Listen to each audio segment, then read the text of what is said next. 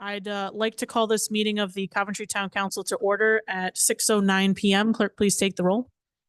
Councilmember Pasqua. Here. Councilmember Capaldi. Here. Councilmember Shockley. Here. Vice President LeBlanc. Here. President Lima. Here, please rise for the Pledge of Allegiance. I pledge allegiance to the flag of the United States of America and to the republic for which it stands, one nation, under God, indivisible, with liberty and justice for all. In the event of an emergency, those present in council chambers can exit out the doors in the back labeled number 1 or 2 to the back parking lot or front lawn of Town Hall. Before we move on to public comment on docketed items, I just wanted to talk with the council. I know that the budget it means a lot to us and things were tense last week. I just want to make sure that when we go forward with discussion in this venue and any other council meeting that we kind of stick to our rules of wait to be recognized by the chair, and let's give the opportunity to other council members who haven't spoken yet to speak as well. You know, I take accountability for last week. I want to make sure that we have just a fair discussion and everybody gets their chance. So, and I know that things got heated last week. Again, I take accountability for that. I just want to make sure that everybody has their opportunity to speak. So with that, we'll move to public comment on docketed items only. Are there any members of the public here in council chambers who'd like to make a public comment on docketed items? Come forward to the podium, turn on the microphone, state your name and address for the record.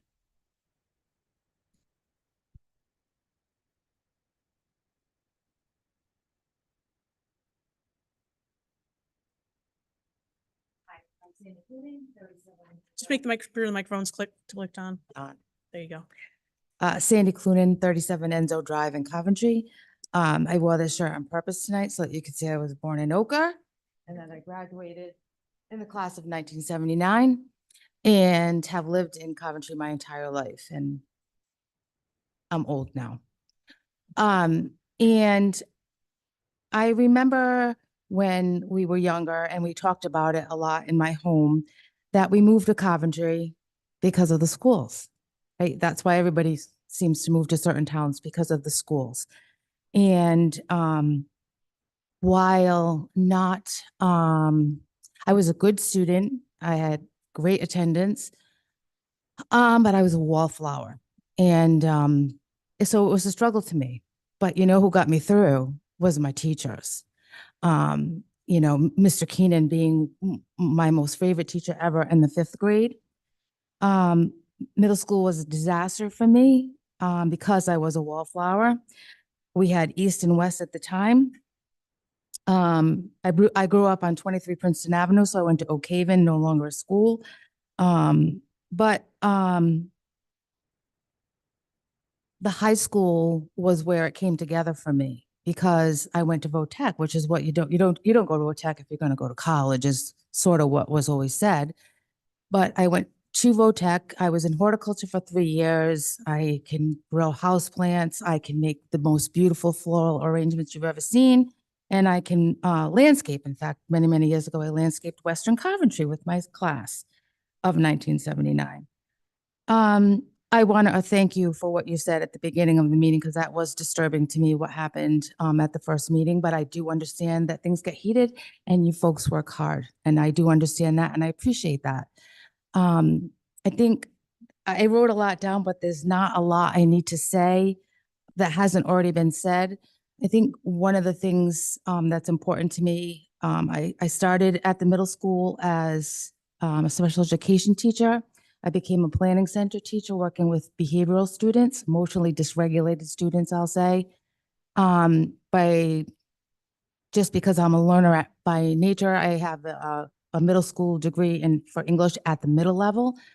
I had opportunity to do other jobs. And then for the past 7 years, I was a guidance counselor at the high school, just returned back to the middle school as a school counselor for 8th grade because I like the middle school. Those kids are my favorite. What I'm struggling with now is why this happens all the time, why this happens with so many, every year after year after year. I've listened to Don and Amy a lot because they communicate with their schools. And I know what they've done. And I know if they've told us, and I know what we have heard. And I feel like something's missing, and I'm not sure what is missing. I don't want to say, it almost feels like we're like a government right now in this, like the school committee and the town council. And I don't know what's happening there. I feel like I wish we could communicate better. I feel like there's dishonesty. And I remember saying that to Gary Cody many, many years ago. And I hate feeling like there's dishonesty, but I guess there is always some level of that because you have a lot of conversations on your own. I don't want to tell you that I spend a ton of my own money, because we all spend a ton of our own money on our jobs. But, I have, when I was in the behavior program, I took a student to see Justin Bieber. We've been to hockey games. You do what you have to do to reach these students. And in the middle school right now, and I don't know, I think it's a combination of the pandemic and the isolation and social media, which is dreadful. I can't even look at it anymore, good or bad. We need people who want to be there. We need programs for these kids. We need things that keep them wanting to come to school. I don't know if this is good or bad, but I have a lot of kids. It's become like this trend. Coventry's bad. Coventry's bad. And I try to say to them, that we are a smaller version of the town. In the school, we are the town. And if your parents are saying Coventry's a bad school, then we need to talk about why. Why are we a bad town? What's going on? And they're asking me to help them apply to Exeter West Greenwich, Pontiac. And I have a conversation about why they want to go there. Why they want to go there is because their friends want to go there. Why their friends are going there is sometimes because of sports. I don't get it. I think we need to do more. I'm doing what I can do. I know you're doing what you can do. I just feel like we're not the same as we used to be. And I don't know how we get back there. And I know that that's a long, long time ago, but I would be a part of the journey and helping if there was something I could do. And I appreciate you, and I appreciate the school committee, and I appreciate Don and Amy and all that they have done as well. So that's all. Thank you. Thank you very much. Anyone else? Council Chambers, just state your name and address for the record. Make sure the microphone's on. Oh, right. Kristen Bagley, 20 Remington Farm Drive. I just wanted to get up tonight before this final decision is made. I've been listening a lot, and it's not sitting with me that I haven't spoken up. I have a unique perspective as a parent of 2 recent Coventry High School graduates, and I'm also an employee of Western Coventry Elementary. So what I really want to highlight tonight is the impact that tackling enrollment will have on, as a solution to this financial situation, will have on our students. On Saturday, we heard from some amazing and very passionate students that were, asking that the level of instruction that they need and deserve would be continued to be offered. And those, it might sound like there are only a few students looking for those opportunities, or even for some of the programs that exist, but there are more students waiting in the wings. And I just want to make that clear, because my daughter, when she was a junior at Coventry, she took AP Calc 1 and took the AB Calc 1. And then when she was a senior, she didn't have Calc 2 BC available to her. She went and found an opportunity through Enroll RI, and took that course at night because she, helped her find that. And I don't even think it still exists. I looked for it today, but so that opportunity wasn't available to her, but she did it. And she did that on top of her already, heavy course load so that she could go after her dreams of studying math at a high level and being an engineering student in college. So our students, if they don't know those programs exist, and if we don't have them here, they're not going to know to work for them. They're not going to take the courses they need to work up to them if it's not part of the course catalog, because they don't, it might not even be there. There are students here that knew it might not be there, or they can't get more, but a lot of kids just don't know. And with my educator hat on, I couldn't help but think about those students and about my daughter, and thinking about our classrooms in elementary right now. And we're still working our way out of the pandemic. It's a word that really hasn't been used much in these discussions, but it is very, very real for us in classrooms. My 4th graders, who are very young students, They were the COVID kindergartners. Their K-2 experience was vastly different than any other generation that we've seen. The foundation of their learning, it was very disruptive and, rough to say the least, in and out of school for several years. Our third graders started kindergarten in the year following COVID, and I could go on. So our teachers are working so hard to differentiate and meet the needs of all learners, to fill those gaps for students that really need it, or students that are just struggling learners in general, despite the pandemic, and for students that need and deserve the high quality curriculum and instruction to reach the levels of education that they are able to and aspire to. So I see it from K-12. I'm very worried about looking at enrollment and using that as an issue to, where we're going to save money. But I know that cuts will have to be made. I don't know what cuts will be made. But my last point I want to make is, when there are numbers on a paper about how many students are in which grade levels and where we can make cuts. And I know it may seem to the greater community that it would be very easy to just compact these classrooms and truncate these grade levels. But when we do that, we lose the opportunity for people who want to move to Coventry. So as an example, at Western Coventry, I right now have one maxed out classroom. So when a realtor is out in the community and selling a home to a buyer and talking up our schools, because we have great schools here in Coventry, and then they call me for a tour, and I find out on that tour which grade levels their children are in. And I might have to say, I can only, only one or two of your kids can come here. The other one has to go to another school because we're full. And I worry that by solving our problem with those enrollment cuts, we're just going to be in a terrible situation in our town. People will not want to move to our town in that way. And it will also be a costly financial problem, because we'll have to bus kids to because every kid needs transportation to school. So I'm worried about that. I just want to say that as a parent, I bought my house. I moved to Coventry before my kids went to kindergarten because of great schools. Towns thrive on great schools. We have great schools in our town. And I know it seems like we're asking for more, but we're just asking not to have less. So thank you for listening and for all your support. Thank you, Ms. Bagley. Anyone else in council chambers, public comment on docketed items only? Moving to Zoom, any public comment on docketed items, just raise your hand to be let in. Going once, twice, 3 times. Public comment on docketed items is closed. We will now move to resolutions of the council. Item A, resolution 2024-38, adoption of final budget for FY25. This is on pages 5 to 6 in our packets. To get discussion going, do I hear a motion on the resolution? Motion to approve resolution as presented. Motion by Councilman Pasqua, I'll second. second by Vice President LeBlanc. Discussion. Vice President LeBlanc.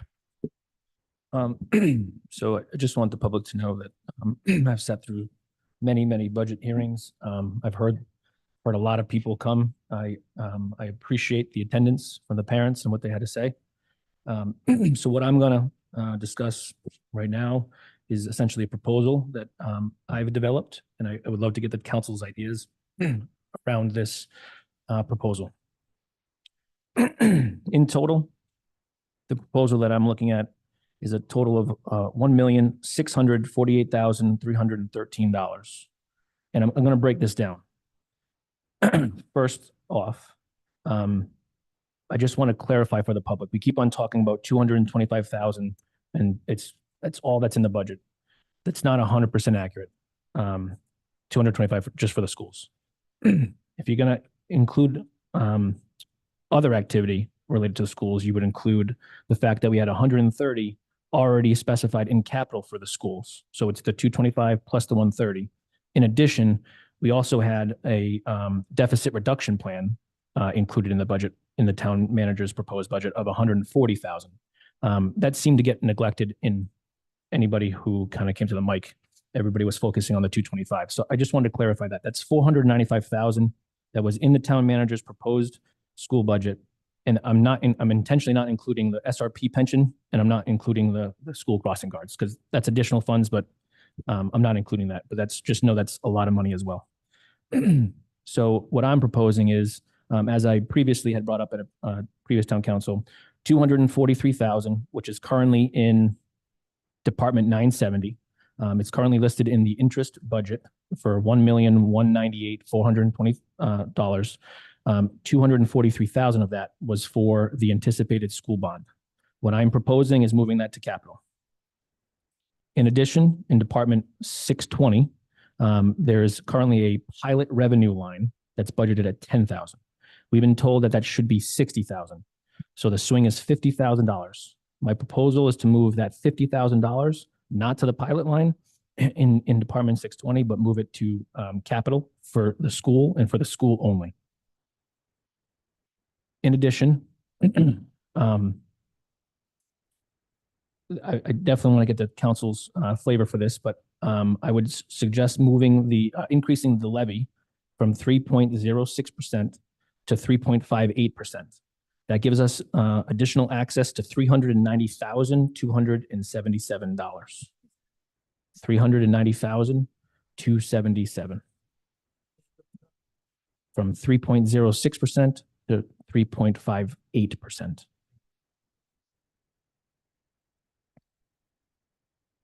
And I started this by saying that there was a total of $1,648,313. The difference between everything I just talked about and that number is the council's future commitment to the schools for the school deficit reduction plan that the town will put on its budget. That's an additional $470,000 from now through FY 2029. So in total, that's additional new funds of $1.6 million. How I propose that we break this out, and again, this is my proposal, but $425,000 would go to MOE. 140 would stay on the town side for the deficit reduction plan where it currently is situated. And then $613,277 would sit in the capital improvements / maintenance area in the budget. And how again, this is my proposal, but how I would see that would work would be there would be a memorandum of understanding between the school and the town. The school would pay for any type of maintenance contracts that they have already signed. Any school improvements, they would make the payments, they would submit for reimbursement, and the town side would fund that reimbursement. And the only ask that I would have in that memorandum of understanding is that the school properly apply for housing aid. I can make it a formal motion. I have a question. Do we have a second? He made a formal motion just before your question. Can I ask the question first? Sure. The question is that 425 that you're putting into MOE on top of the 225? That's a great clarifying question. 425 in total. So it's the 225 that was already there. Plus of the 390, I'm taking 200 of that and I'm moving it to MOE. So it's 425 for MOE local appropriation purposes. Okay. So do we have a motion? Is there a second?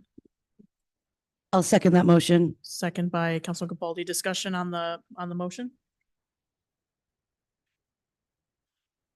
Councilor Shockley.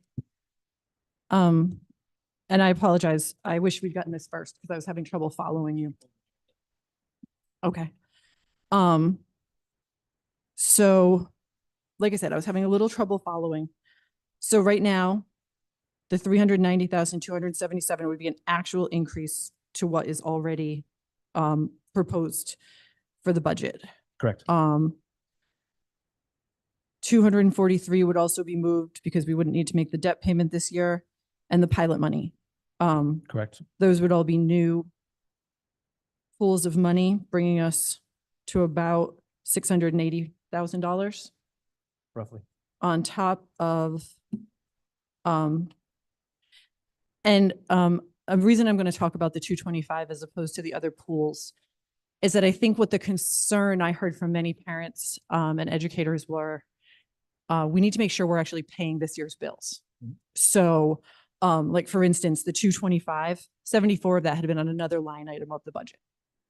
So, just keeping that in mind, I think the reason they focused on that number is because that's the bills. Like that's not we're paying for other items, which we 100% are, but it just makes it, when I think about what the Auditor General said and where we're supposed to meet each other, it felt like it was on that maintenance of effort. So that other money was already in that, in our proposal as well. So I think when we're talking about meeting the schools, it's meeting them, whether we put it in the maintenance effort line or not, meeting them where they can pay their bills for this year. And like I said, I think our side, from the town side, when I've spoken to you, Mr. Blank, when I've spoken to our finance director, we seem concerned they can't pay their bills with what they asked us for, with the 2 million that they had in the ask. So that's where I'm having a little disconnect. I think these places where you found money are great options for that. I think when Dan and Don spoke to each other, they talked about getting to 1 million, whether it was exactly 1 million or not. I would like to find a way to get to the amount that both the school and the town feel the school needs to get through this year. And before we talk about that, though, I want to hear a little bit more about the capital money and how that can be used, because I didn't follow that well. So my understanding, and Mr. Savetti can correct me, the school can pay for, they already currently have contracts for maintenance. If they need if a window breaks, or if there's, they have many schools and many buildings, so they have maintenance costs during every single year. Any of those expenses can go towards the use of the capital funds.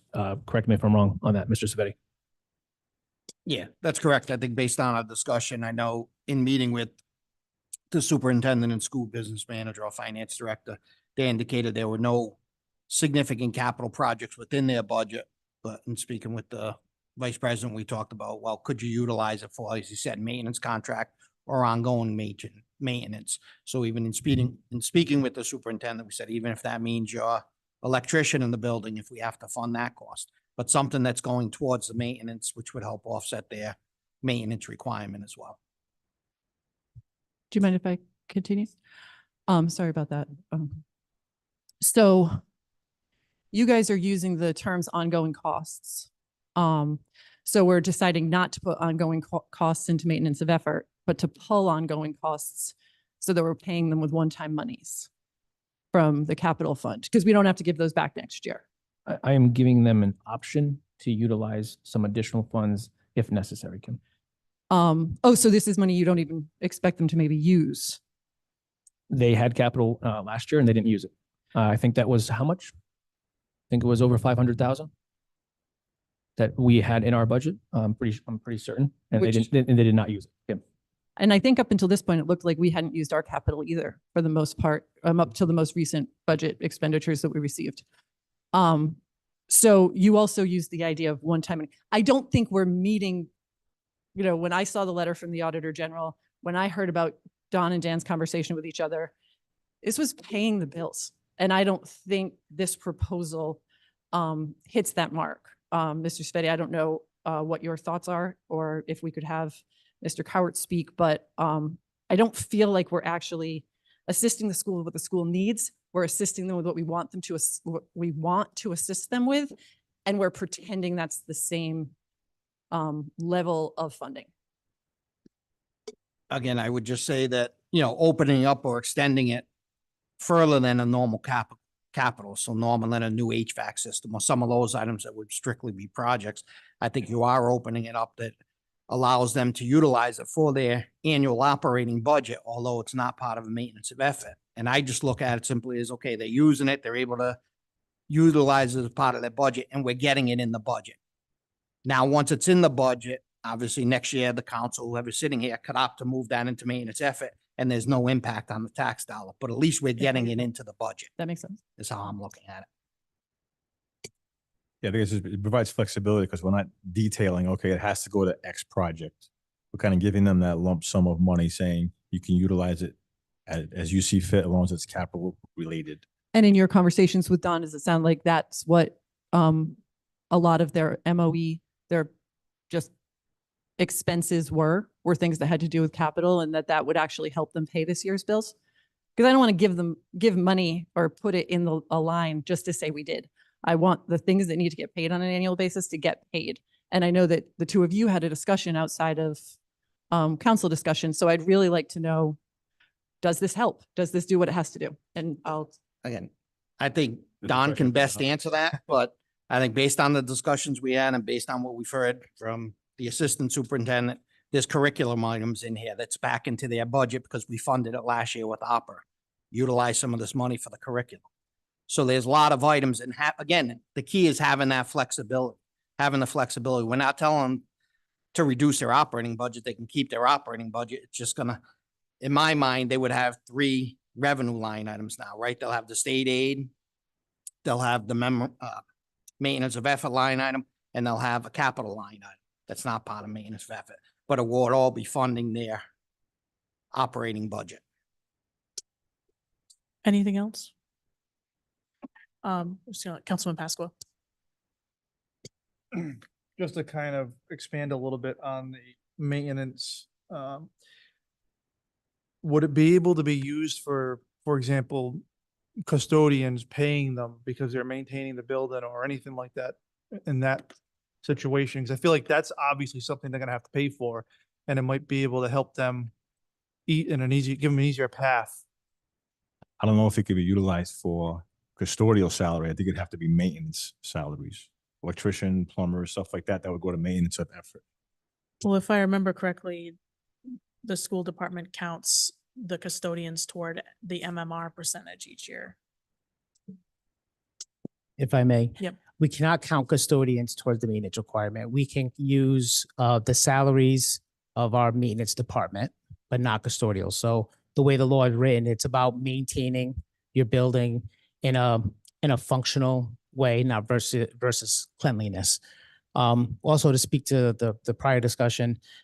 So depending on the flexibility and how open it would, what it would force us to do is move around a lot of our existing costs that live in maintenance.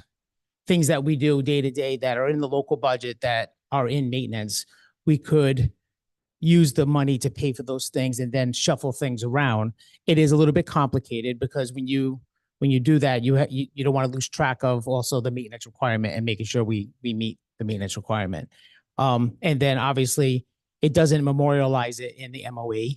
It's a third wheel, a third leg to a stool, which wasn't my preference. My preference is to have local appropriations sit all in that line so that the school department had flexibility to use it as needed, where needed.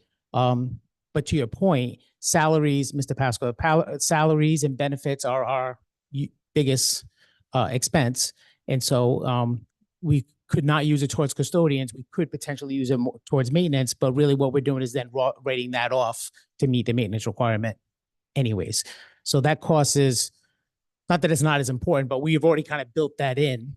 And then the housing aid is something that we were trying to build in to make sure, and we worked together, Mr. Savetti, Chris and I and Dan worked together at the beginning of the year to put our application in for housing aid to what we believe to be the dollar amount that we would be doing in terms of projects so that we would ensure that we got our reimbursement for this year.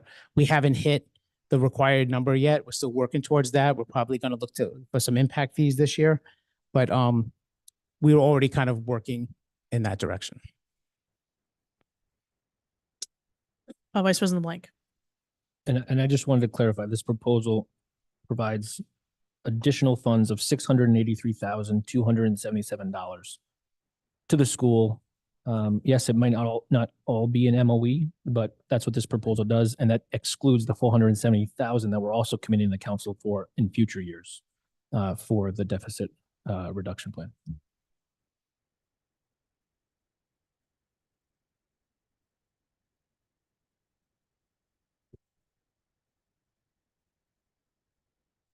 Further discussion on the motion from Councilman LeBlanc? Did you want to go, John? I know you've been. Okay. Councilmember Shockley? Thank you. So towards the 2 million ask, what I see here, that I've taken from Mr. LeBlanc's proposal is the 243,000, that is from the bond payment that was planned for, but won't need to be made this year. 50,000 from pilot, $390,277 from an increase to the levy.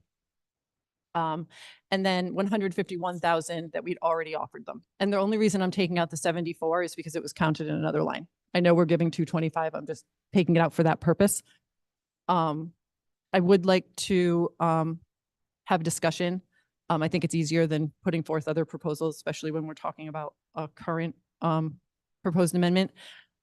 Just because Mr. Savetti and the town manager mentioned the capital lease that we have in Department 860, and reducing that to $95,000 and making $95,000 available to the schools.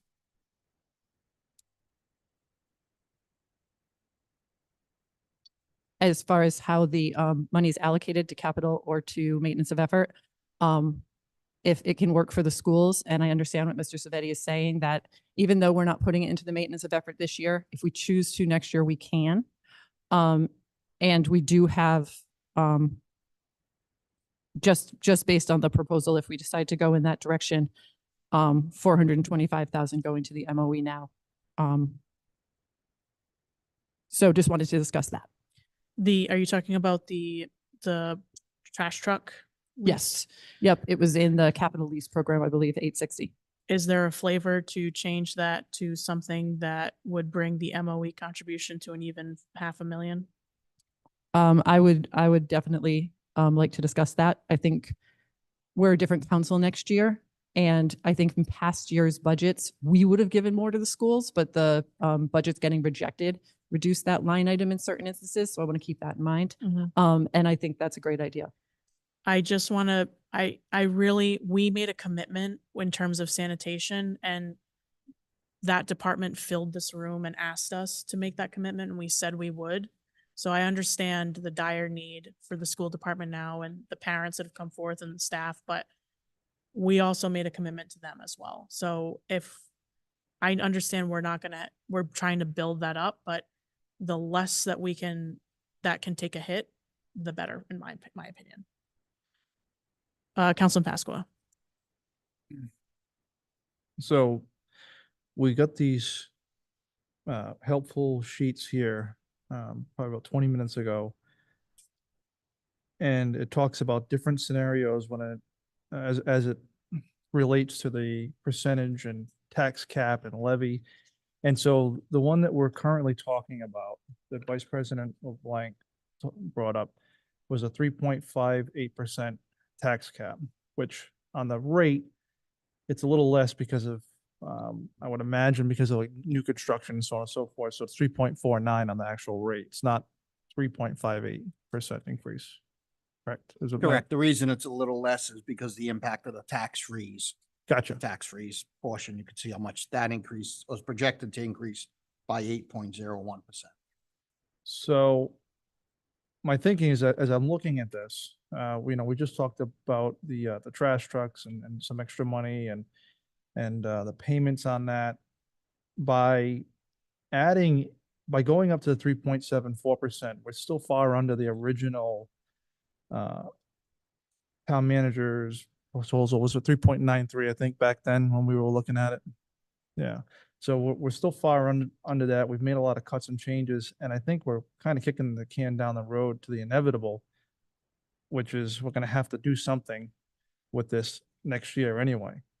So I wonder if we go up to 3.74%, which would add 128,000 to the budget. We can put that in MOE, and that would bring it up to $553,070 on MOE by changing over, by going with the different scenario that we were given here. It's 3.74%. Just a thought. I personally have to draw a line in the sand at the 358. I'm a young homeowner. My monthly payment has gone up by nearly $400 a month in 3 years. My salary has not matched that. And I'm just one person. I'm not saying that what you're saying, the investments need to be made are not important. But I just personally, and as someone who has probably a pocket of some of the largest in terms of low to moderate income residents, I'm just thinking of my district specifically now. I have to draw the line there. I'm willing to consider Councilmember Shockley's proposal in terms of dialing back on the truck slightly to bring up to the even 500. I'm okay with that in the MOE, but I have to, and not to mention, we've heard from the finance director that going up further than that, about 3.5, 3.6, we're already at a very aggressive collection rate that he's mentioned previously. So I just want to hold that in mind. And we should also remember that we've been told multiple times, this isn't the last tax increase we're going to see with the 3 and 5, probably, based on the hole that we're digging ourselves out of from decades of frequent level funding. So I just want to be cognizant of that. I respect where you're coming from, and I like that you brought an idea, but I personally have to hold firm at that. I would rather consider making a sacrifice on our side to meet in the middle with the school department. Councilmember Shockley. So I think I misunderstood you. So you wanted 75,000 to come from the capital lease line. That's what you were thinking. So that brings us to about $900,000 for the schools. I would like to discuss if anyone has an appetite. We're at 680,000 for our legal fees. I worry about touching it this year only because of the fact that we understand that we have legal challenges. Can I ask again if how many police officers we're budgeting for? Sorry, Mr. Perillo, I don't think I specified I was asking you. I believe 55.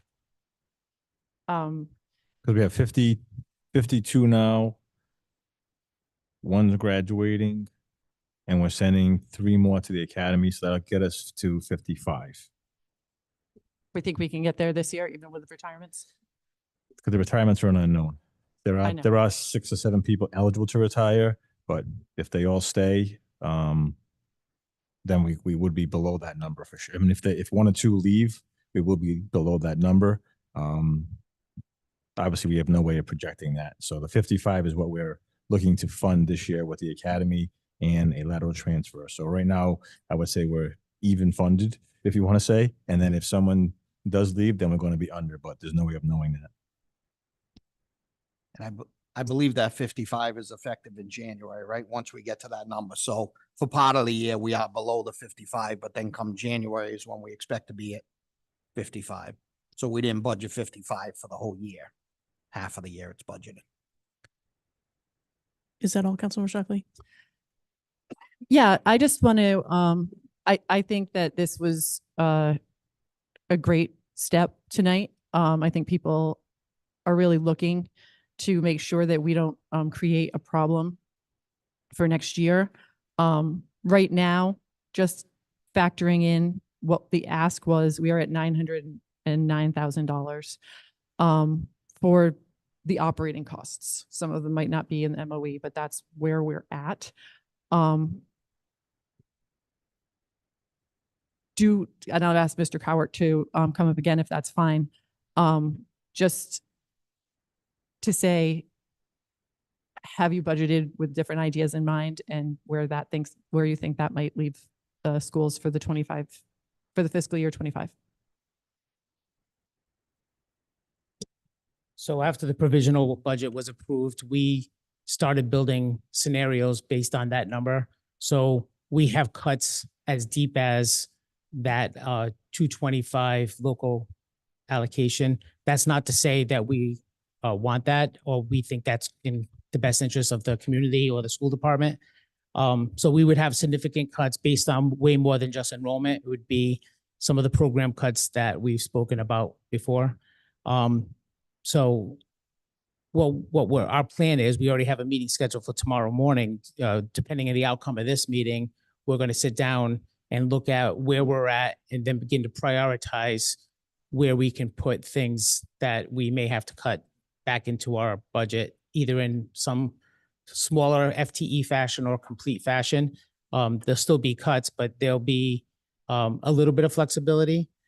So the only other thing I was going to mention is, I know when I met with Dan and Bob last week, they had a list of potential things that the council could consider in terms of adjustments to the budget that wouldn't impact the budget too significantly. And I didn't know, with all the proposals going back and forth, if that list had been exhausted or not. So they've hit a majority of them. So the list that was that 813 that we talked about, it was 200,000 increase to the levy, which they're going up higher than that.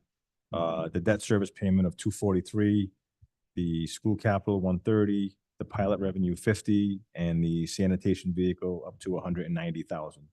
So they've touched upon all 5 of those blocks that we talked about. Okay. I just wanted to make sure, because Yeah. I didn't have a list to check off. Yeah.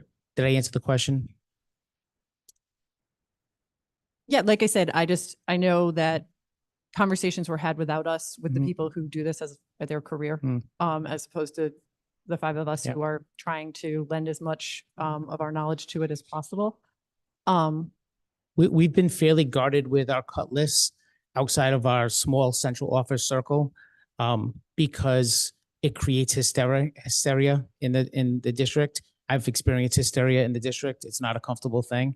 And so I'm trying to find a way to keep it as calm as possible, so that when it has to be put out, that it is complete, versus bits and pieces going out and then it causing a lot of hysteria, and then me having to try to reel that back in based on whatever the outcome of tonight's meeting was.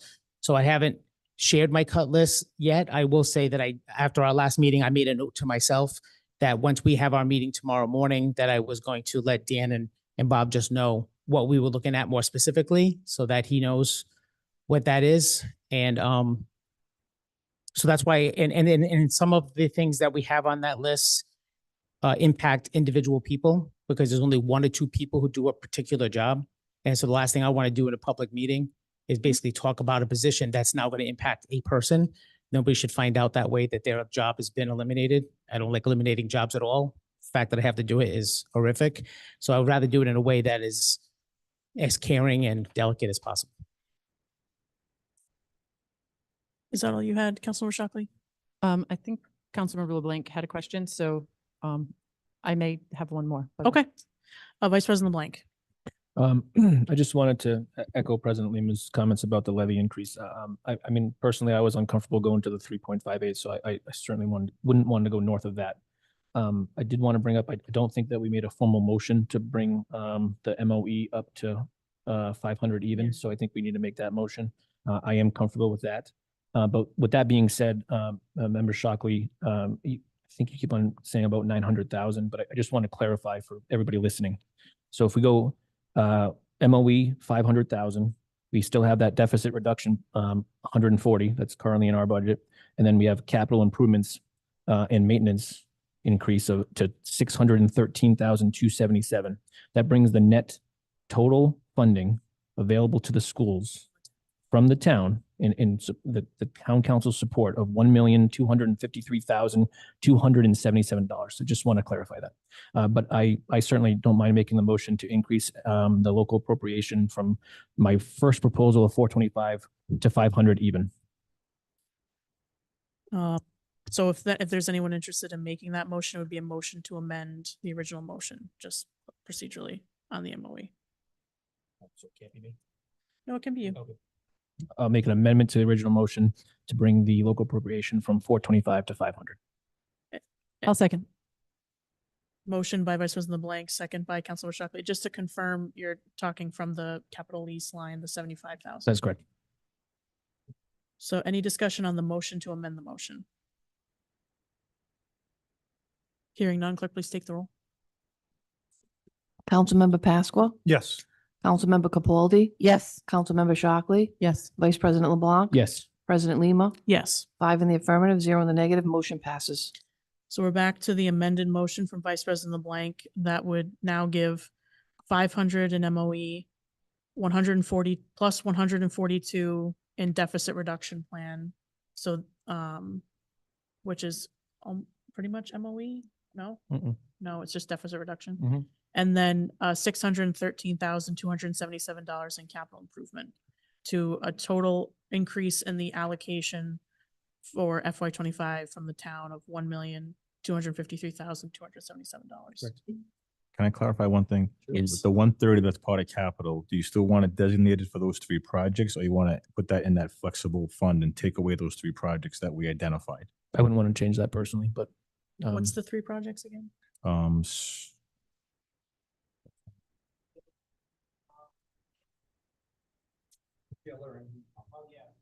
they still need to happen. I'm sorry. Yeah. Get that, okay, just wanted to Yep. clarify. Is there any further discussion on the amended motion from Vice President LeBlanc? We'll need to edit the resolution no matter what happens, but. If there's no further discussion, clerk, please take the roll. Councilmember Pasqua, Yes. Councilmember Capaldi, Yes. Councilmember Shockley, Yes. Vice President LeBlanc, Yes. President Lima, Yes. 5 in the affirmative, 0 in the negative, motion passes.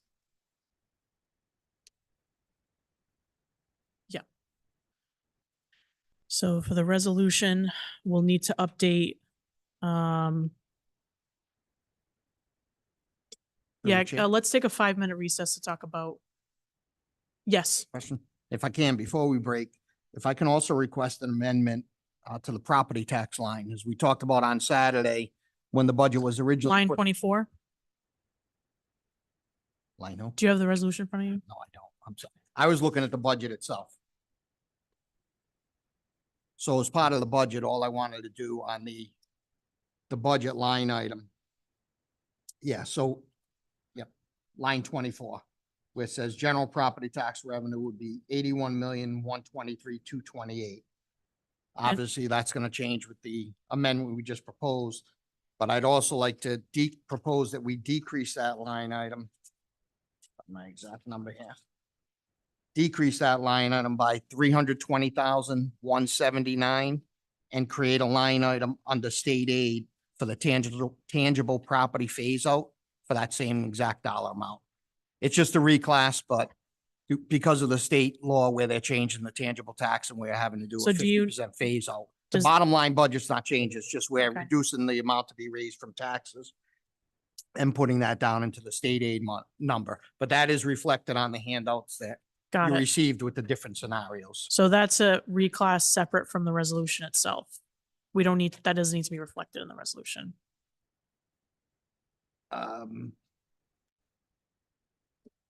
Yeah, it you're would changing change the that 81. number. Okay, It would change that number. let, yes. yeah, let's just take a 5-minute recess to work out the edits. Oh, sorry, Councilman Pasqua. Just real quick, as it pertains to the general property tax revenue, does that number reflect the audit from the tax freeze that we did? Yeah, as of right now, they're still working out all those numbers. So as far as what you saw in those various scenarios, those are the numbers as of last Friday. Okay. We expect there could be a little bit of change going forward, but we think these are pretty close. But as I said, they're still going through the 3,000 plus. And we have time, obviously, to set the tax rate, but I would envision it to be close to what you're seeing here. Okay. Any other questions before we do a quick recess? All right, we're gonna take a 5-minute recess.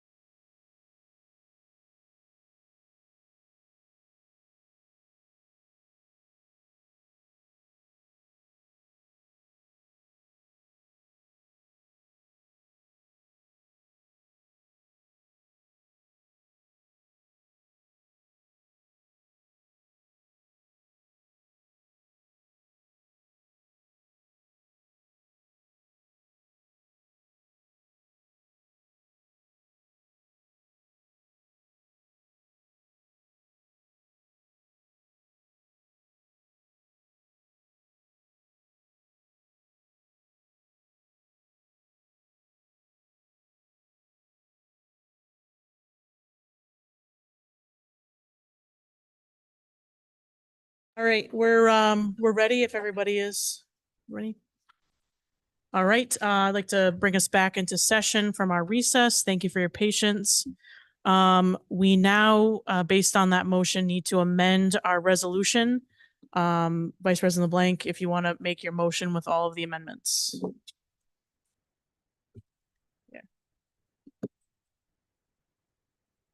All right. So for line 24, we're going to change the anticipated general property tax revenue to $81,513,326. That's amendment number 1. Amendment number 2 is line 27. We are going to change, it says anticipated state aid, pilot, prior year collections, general government, other departmental and school department revenues to be $40,100,293. On line 29, anticipated local appropriation for the school department to be $51,024,865. Line 32, school operating budget of $80,599,385. Line 34, it's going to be a $994,987 for appropriation for capital improvement projects. Line 50, approves the fiscal 2024-2025 operating budget in the amount of $121,288,619. Line 53, levies and orders the assessment and collection of a tax on the rateable real estate and tangible personal property of said town in a sum of not less than $81,513,326. And on line 54, and not more than $81,663,326. That is my motion to amend the resolution. Don't you dare. Which one? I apologize. Line 50. where are 3? we? Line 50, the total budget. The 121,288,619. Right. When we added there, when we were just doing it, I added the 75,000, the additional amount, but that's just reducing one expenditure. Oh, line you item added it to going the to- budget. Right. So we got to So reduce, that- we got to reduce that We got to number. reduce that by 75. So it 75,000 should even. be 121,213,619. Got it. That makes sense. All right. Because that Instead of- just instead of reclass from new- one new expenditure Yep, to another. that makes sense. apology. So that we have a motion from Vice President LeBlanc to amend the resolution. Do we hear a second? I'll second it. Second by Councilmember Shockley. Discussion on the amendments. Are you sure, Bob? Okay. If there's no further discussion, clerk, please take the roll. Councilmember Pasqua, Yes. Councilmember Capaldi, Yes. Councilmember Shockley, Yes. Vice President LeBlanc. Yes. President Lima, Yes. 5 in the affirmative, 0 in the negative, motion passes. We're now back to the amended resolution. Any further discussion? Hearing none, clerk, please take the roll. Councilmember Pasqua, Yes. Councilmember Capaldi, Yes. Councilmember Shockley, Yes. Vice President LeBlanc. Yes. President Lima, Yes. 5 in the affirmative, 0 in the negative, motion passes. We'll now move to public comment on undocketed items. Public comment for anything that was not on our docket this evening. Come forward to the microphone, state your name and address for the record. Public comment on Zoom. Any members of the public, raise your hand to be let in. Public comment on items that were not on our agenda this evening. Going once, twice, 3 times. Public comment for undocketed items is closed. At this time, I'll take a motion to adjourn at 7:14 PM. I'll make the motion. Motion by Vice President LeBlanc, Second. second by Councilwoman Capaldi. All those in favor say aye. Aye. Any opposed? Chair votes aye. We stand adjourned.